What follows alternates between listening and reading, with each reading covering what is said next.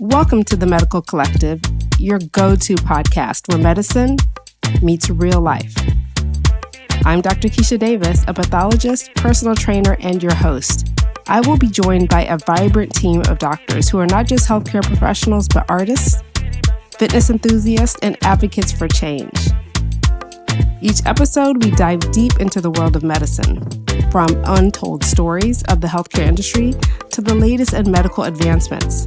We're here to bring your insights, answer your burning questions, and explore the art and science of healing. So let's get started and step into the world of the Medical Collective.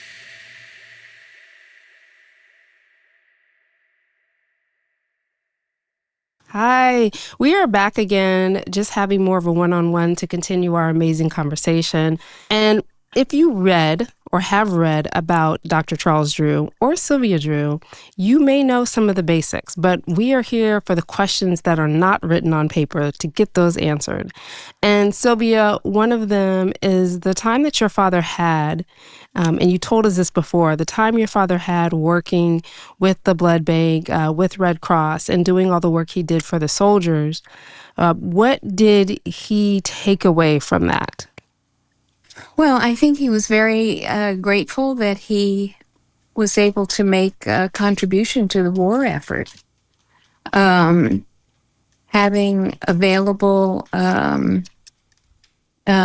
blood for wounded soldiers is life-saving, of course, and the Red Cross partnered with him in using his process to extract and separate the red from the yellow blood cells, and then to dry it so that it could be exported to the battle sites, and water added and put in a soldier's arm. So it's quite miraculous that his work took place at a time that this process was so needed for the war effort. It's ironic because there was so much prejudice against blacks at that time in the 40s, and yet here was the work of a black man that was saving their lives. So it's quite dramatic, and we're very grateful that he was able to help and that the Red Cross overcame its racial animus at the time to ask for his help and to set up a Red Cross blood bank in Harlem for use during the war effort. So,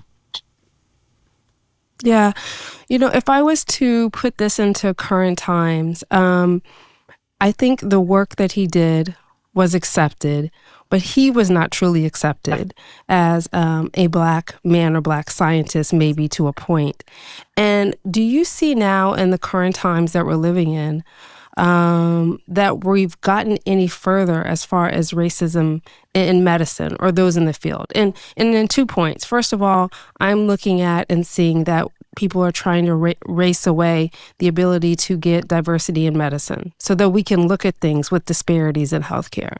And I see that people are trying to race away the ability for us to be in positions of power to make those decisions, as well as they're doing away with DEI, as they're also doing away and kind of eliminating positions of people that have really help get medical students into med school that look like me and get them in positions that they can make decisions. So do you think that we're still having some of the same hindrances that Dr. Charles Drew had? Unfortunately, yes. I think that there is still a lot of prejudice in the medical community, a lot of assumption that we're not equal to the quality of training or care that other physicians are. And so, we start with a handicap, not on our side, but on the other side. So it takes a lot of self-confidence and bravery on the part of people who have trained in medicine from our community to persevere and not be daunted by people's ideas of, who has talent and who doesn't.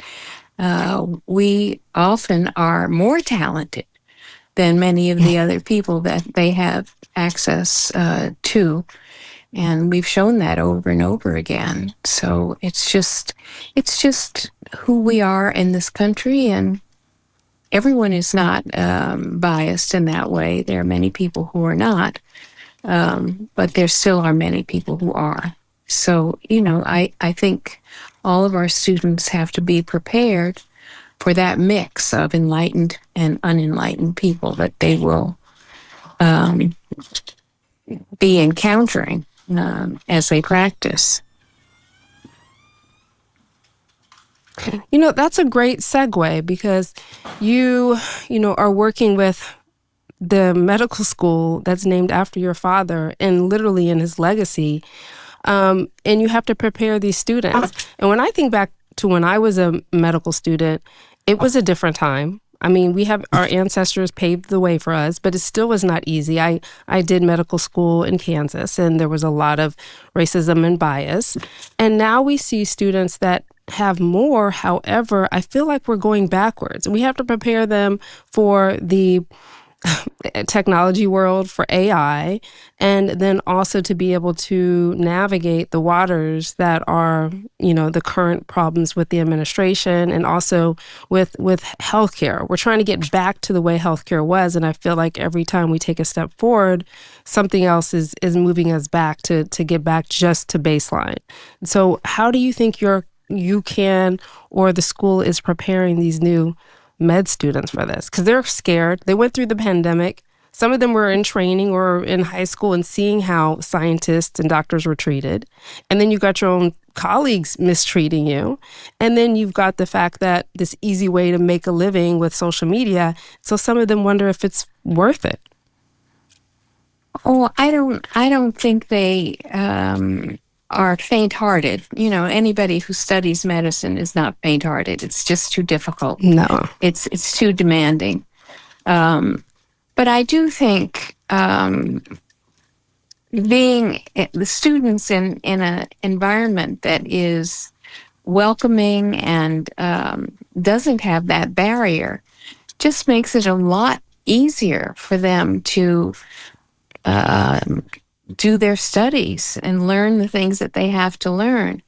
But we've shown in medical schools across the country that we can do both, that we can deal with bias and learn and compete well with any other group.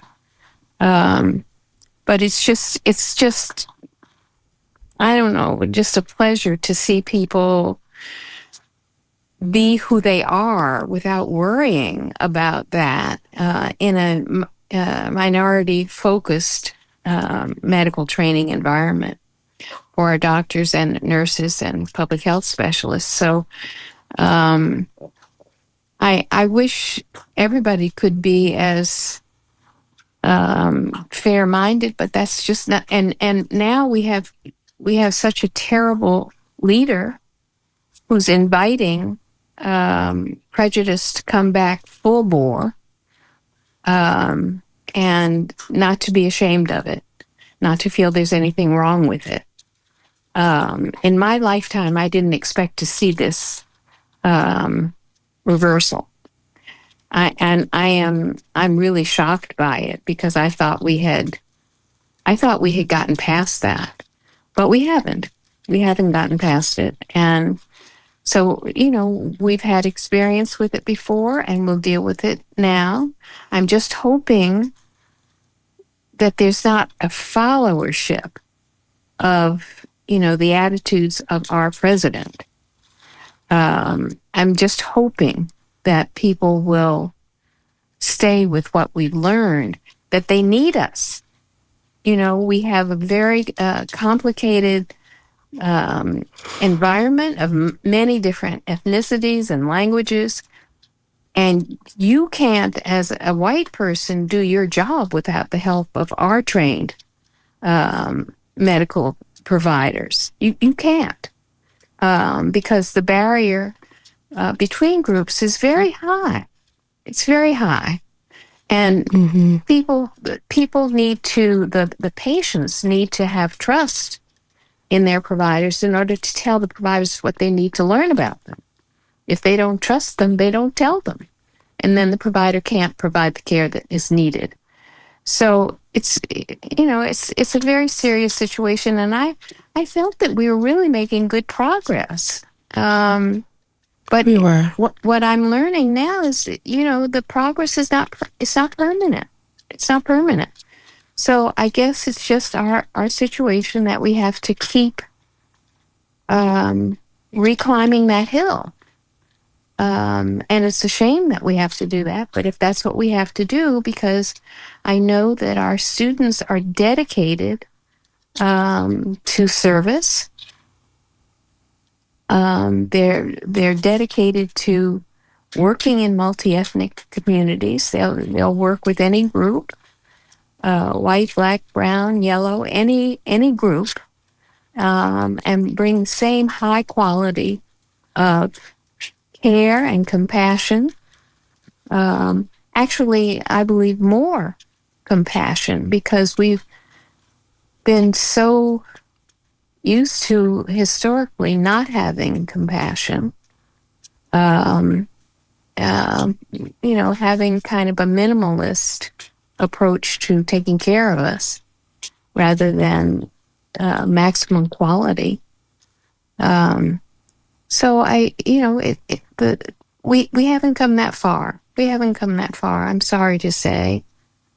So we still need more work and more support in places like Howard and CDU to add to the body of people trained. We need that.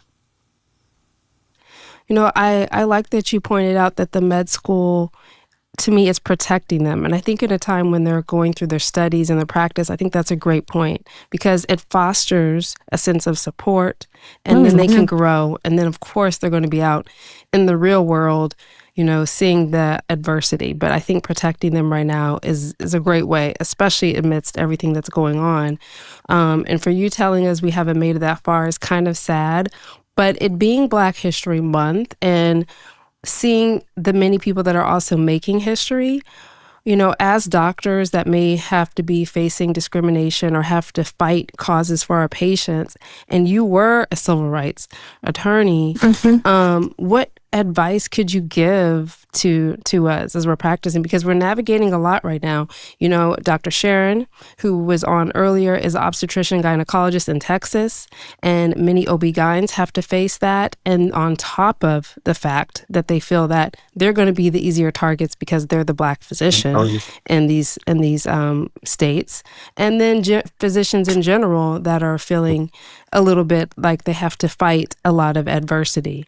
And so what advice would you give us? Because I think as a civil rights attorney then and now, you seeing it's not that much improved, what would you say? Well, I think we get up the hill and then we go down the hill and we have to climb up the hill again. There's no such thing as having solved the problem that we face in this country of assumptions against us. And the more people we get trained who are of any stripe, Black, brown, API, progressive white students, of which there are many, that is our protection. And the volume is not what it needs to be in that collective group. But we just have to keep going. We just have to keep trying. And I'm sorry that this battle just continues. But that's, and I thought we were kind of moving well until the election. But now with this election, I think the president gives permission to people to fall back from where they had moved. Because he says he's sending a message that there's certain people that should be in charge. There's certain people that have competence. And that's a very, very serious message to come from the President of the United States. It's a very serious. And half of the country voted for him. So we're not talking about a small slice. We're talking about half the country that said he's okay with our me. neighbors. Our neighbors. Our neighbors. Mm-hmm. So it is, I, as somebody who lived through the 60s, I'm just astonished. I'm astonished that we're at this point. But, I mean, I know we were that way in the 40s. I know we were that way in the 50s. But by the 60s, there had been a turnaround. There had been a turnaround, and that lasted for maybe two, the 60s and the 70s. And then it started eroding. And now we have this man in the White House who, I'm so depressed by the people who didn't care that he was such a bigot.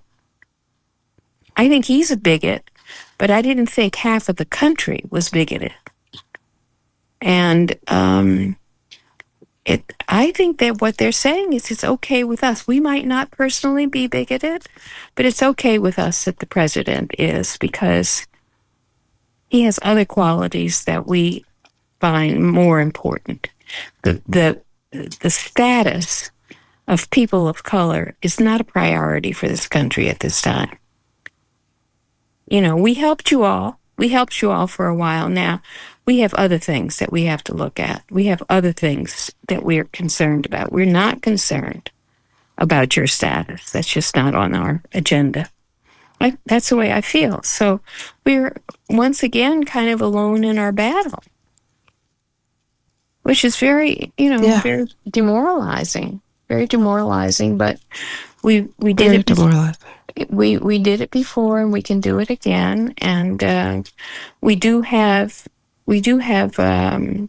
support from other people of color. I think at Charles Drew, the Black and Brown students work very well together and really identify with each other's struggles. That's great. And I think it really helps both groups to feel that they're not alone, that there are other people, who don't look exactly like them, who understand and support because they have their own struggle of the same sort. Wow. Yeah, no, it's very helpful. It's very helpful, and we just need more of that. We need more of it. Hello, listeners. We want to remind you that you can catch The Medical Collective on all your favorite podcast platforms. That includes Apple, Spotify, and YouTube. Be sure to hit that subscribe button so that you never miss an episode. We're also on Libsyn, and you can find us on all social media platforms as The Medical Collective. Do you have thoughts or questions? Please don't hesitate to reach out. We love hearing from you. Now let's get back to the conversation.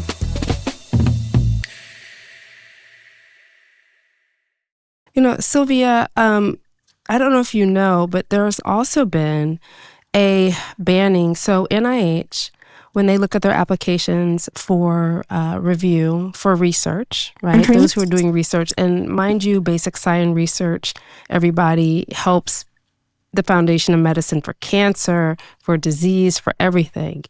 And it's important that we research in different ways. They put a list together and a small snippet of it was shared. And some of the words are very basic, from biodiversity to diversity to women to race. Any research that has those words, they were told to deny funding for immediately. I see. Now, two ways I'd like to ask you. First, how you feel. Like the feeling, it upsets me, and we're going to go back so far. And a second, then I'm like, wait a minute, you've had history as someone who was a civil rights attorney or just understanding law. What could you tell people? What can we do? Because as again, fighting really comes in many ways. And one of that is being able to fight things legally that clearly are not right. And this to me is clearly not right. Well, the NAACP Legal Defense Fund is still in business, still training people who are uh, leaving there to go and work in the South.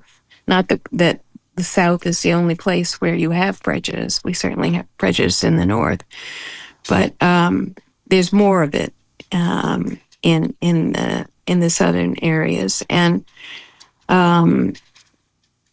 we're training people, and we're dealing with the history, and we're teaching the history, so that they know this is what it looks like. This is what it looks like. I remember a case that I had, and I share it with the students, where a young Black man and his wife were trying to get to the hospital, that she was in labor, and the hospital wouldn't take her because she was Black. They went to another hospital. They wouldn't take her because she was Black. They went to 4 different hospitals that rejected her.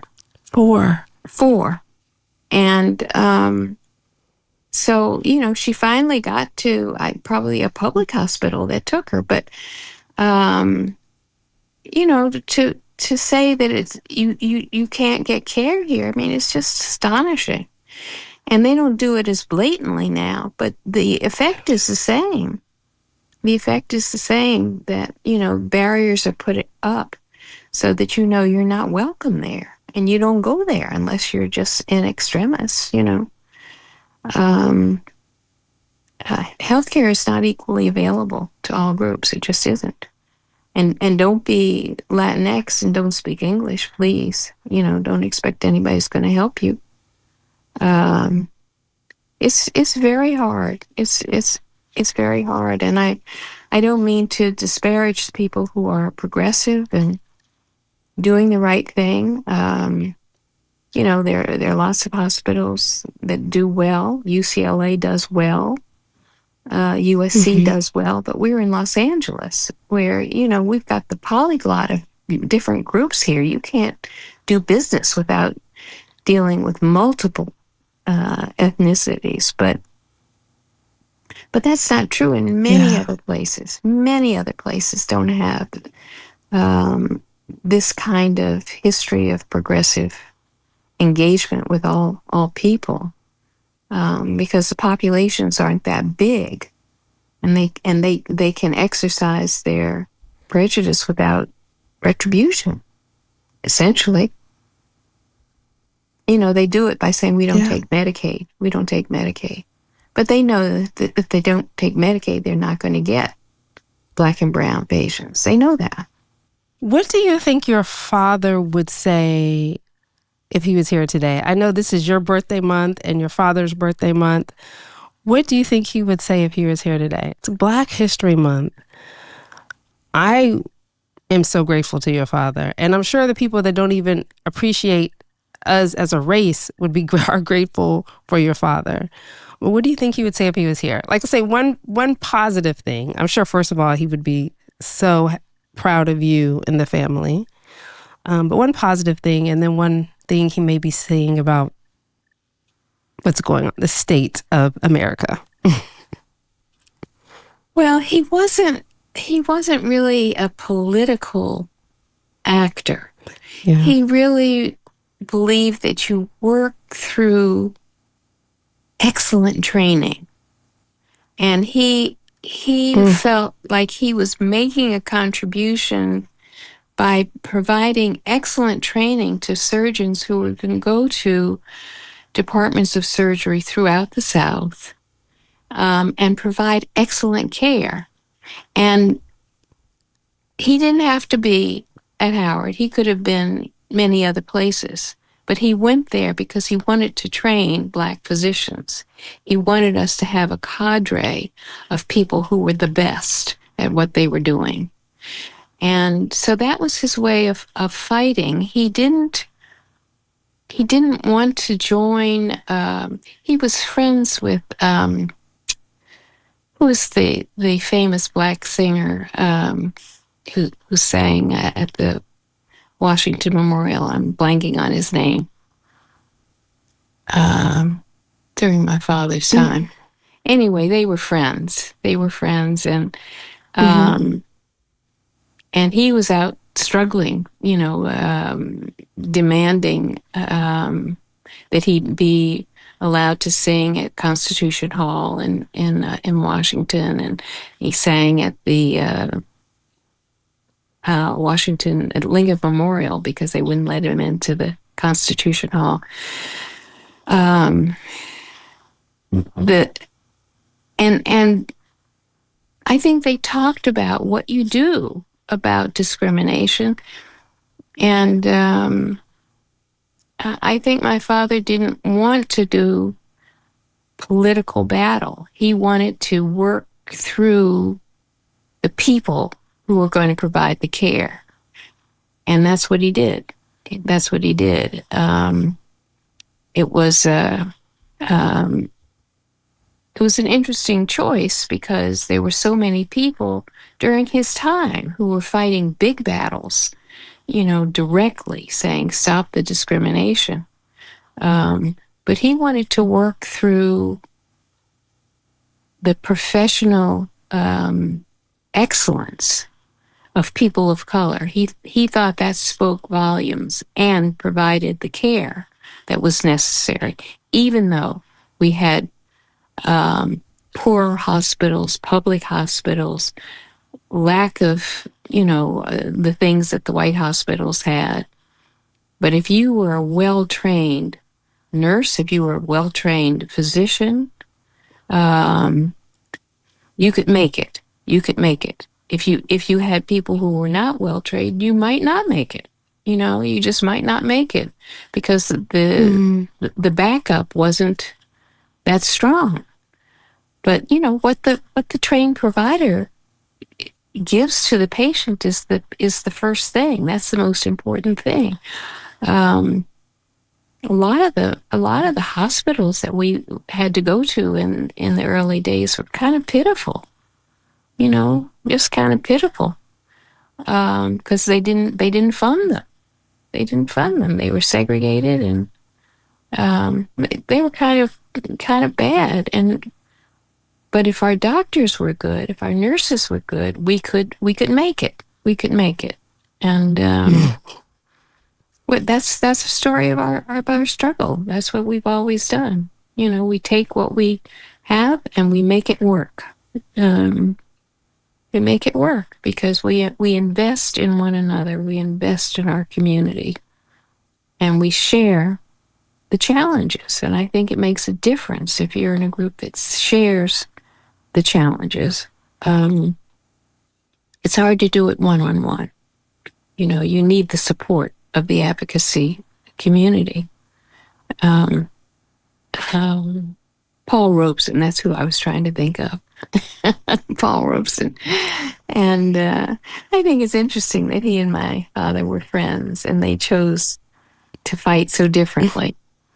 Because Paul Robeson was a thumper. He just really wanted to thump people for their racism. I think everyone has a role to play, right? Yeah. Your father was a soldier, a scientific soldier, treating other soldiers. Yes, yeah. And we have to have the people that are still keeping on while other people are fighting. Right now it's been the silencing of scientific information online, and people have been fighting by someone miraculously had saved all of the CDC information prior to January 28th. And so all of that information is now uploaded on a server so people can access it. Is that wonderful? The Doctors for America actually fought to get most of that back on. Yeah. Doctors for America had actually filed a lawsuit that already has been passed. So temporarily, all of the information from FDA and CDC has to be put back up on the server so people can have the information. So yeah, sometimes we do have to fight. Like I always said, I go into medicine for medicine, but I didn't realize that sometimes we do have to use our voice to say, listen, this isn't right. People are all people, and we have to be able to. And I think also as a physician, we have to be able to sometimes speak out because the patients think sometimes we are not for them. We see bad care. We see sometimes the biases of medicine. So we have to let people know we are here and we do care. So, Yeah.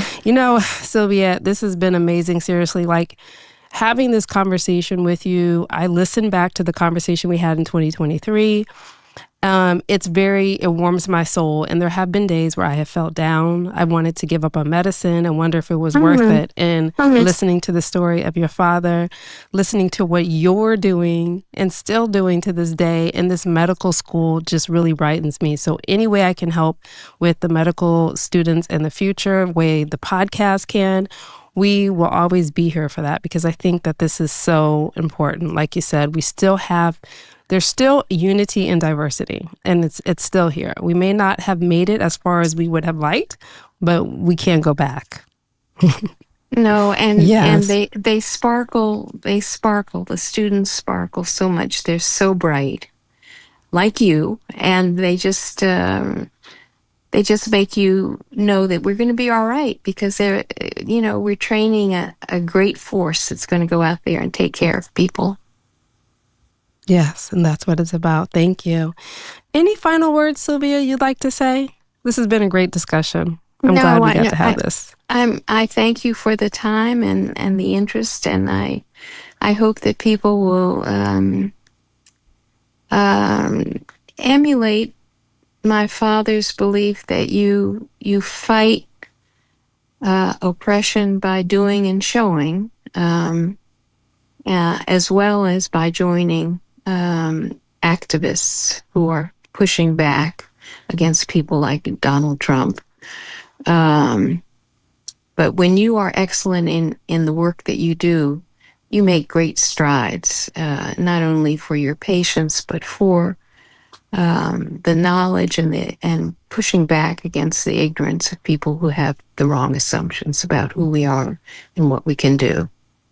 So I thank each of your colleagues for that journey and that fight, because it's not just about the care of the individual patients, it's about care for the community of providers who are trying to do a good job and show their excellence where the assumption is often against them. That's great. Well, thank you so much. Thank you for tuning in to The Medical Collective. We hope today's episode has left you with valuable insights and a new perspective on healthcare. Don't forget, follow us on social media for more updates and behind-the-scenes content. I'm Dr. Keisha Davis, and it's been a pleasure to share this time with you. Stay healthy, stay informed, and we'll see you in the next episode, where medicine continues to meet real life.